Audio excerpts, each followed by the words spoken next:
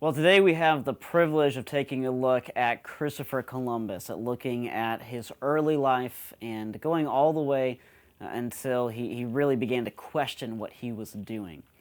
Christopher Columbus, whose name actually means something like Christ bearer and holy dove, has these very distinct references to what he believed. He was born in 1451. That's a date that you should know. It's helpful to know when he actually lived. But he was born, from what we can tell, in the city of Genoa, which is in Italy. And there, his parents were involved in a weaving business and also involved in various family businesses that caused him, by the age of 10, to be able to sail and run errands for his father on a small skiff that he operated up and down the coast of Italy. So he was very capable as a boy. But what's interesting about Columbus is his earliest memory. He tells a story that his earliest memory came before he was even 3 years old. He was about 2.5. The year was 1453. And he remembers walking through the streets of Genoa with his parents, and he remembers all of the bells beginning to ring, only it wasn't a call to worship, it wasn't a sign that a specific person had died, it was all the bells at once, and he noticed that people, as they heard why the bells were ringing, began to weep openly in the streets, including his own parents. And so Columbus asked, why are so many people crying? What is wrong? What has actually happened here? And that's when his parents told him that the capital of Constantinople, far away in the east in what used to be known as Byzantium, had fallen to the Muslim Turks. And that therefore the Eastern Empire that had once been a light over there was completely gone. Constantinople was the last city. And people cared so much about the people in Constantinople and cared so much about that light in the east that when it was finally extinguished, they didn't just say, oh well, they didn't just say tough luck for those people. They actually wept openly in the streets. But Columbus began to think, how can I solve this? How can I remedy this? How can I actually find a solution to this? And we'll see what he came up with, but that really is an important part of his boyhood story. Now, as I already mentioned to you, he very early on learned the art of sailing. He very early on learned how to get around on a boat, using nothing but his own wits, his own knowledge of navigation, and the wind as power. And so, therefore, by the year 1472, Columbus actually became a captain on a ship of trade. In other words, he was so well trusted as a young man that he was given some incredible responsibility. It's during this time that he first sailed to the east. It's during this time that he first went to the eastern Mediterranean and he saw all of the wealth and all of the riches of that land. But he also began to think, Jerusalem is just over there, but Jerusalem is a closed city. It's a city that we really cannot go to. And there are people there who are actually suffering, and we need to do something to actually alleviate or remedy their suffering. And so Columbus begins to tuck all of these things away, begins to think about these things in connection with his earliest memory as a young boy.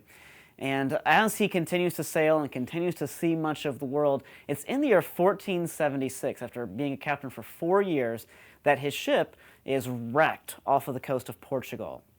And actually, Columbus should have died in this shipwreck. He was found half dead or half drowned, however you want to put it, on a piece of the shipwreck by a fisherman who actually dragged his body back into Portugal and eventually took him to the city of Lisbon, where Columbus was able to come back to full health. While he was there, Columbus began to search once again, not so much for what he should do next, but really what he should actually do with his life. Now, he continued to be a captain. He actually became the head of a whole commercial fleet, but he used these voyages to expand his knowledge of what was out there. He traveled to places like England and Scotland and Iceland and Greenland. He traveled to places such as the Scandinavian countries or much of Western Europe. And as he began to travel to these places, he began to encounter all the stories of places like Ultima Thule, all the stories of what might actually be out there to the west. He also began to read heavily, specifically in the scriptures. He also began to collect whatever maps he could find that claimed to show what might actually be out there to the west. The maps at this point still weren't very reliable, and they certainly weren't accurate, but they at least showed that there was something out there. Sometime around this era of Columbus's life, he also encounters the school of Sagre, which you'll see here on the screen because this is a word that you won't be easily able to spell unless you're familiar with the Portuguese language. And at Sagre, Columbus encountered a group of fellow navigators, a group of men who were interested in exploration, interested in proper shipbuilding and so forth, and he began to find men who were like him. And this school was founded by an incredible man himself. It was founded by a prince known as Henry the Navigator, who also wanted to retake Jerusalem. And Henry the Navigator was famous because he was the first modern ruler, or the first modern anyone, to actually get someone to travel all the way around Africa. It was a strange thing. There was this cape about half the way down Africa called Cape Bojador.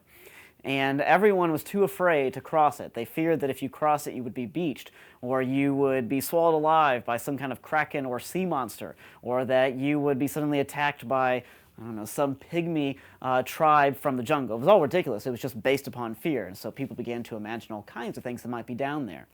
And Henry the Navigator sent 19 different explorers. The 19th one finally crossed it, and once they managed to get past that one cape, everyone was able to get past it. It was all mental. It was all in their mind that kept them from going that far.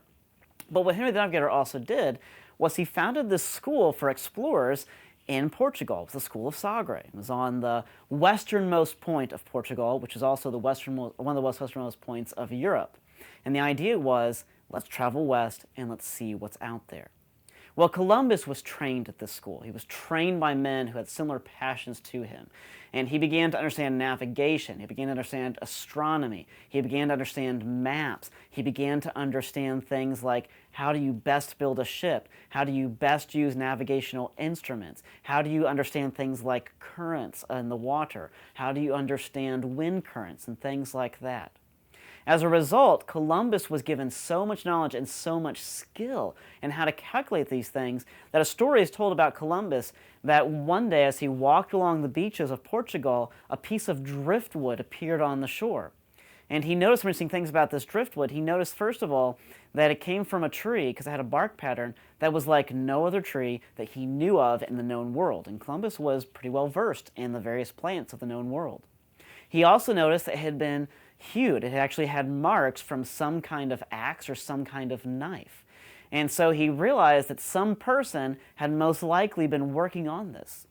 But however he was able to do it, Columbus evaluated how long this piece of driftwood had been in the water, and he also evaluated how long this piece of driftwood had actually taken, or how many miles it had traveled to get to where he was. And so he determined that land was only as far away as that. So he used a piece of driftwood to figure out how far away it was.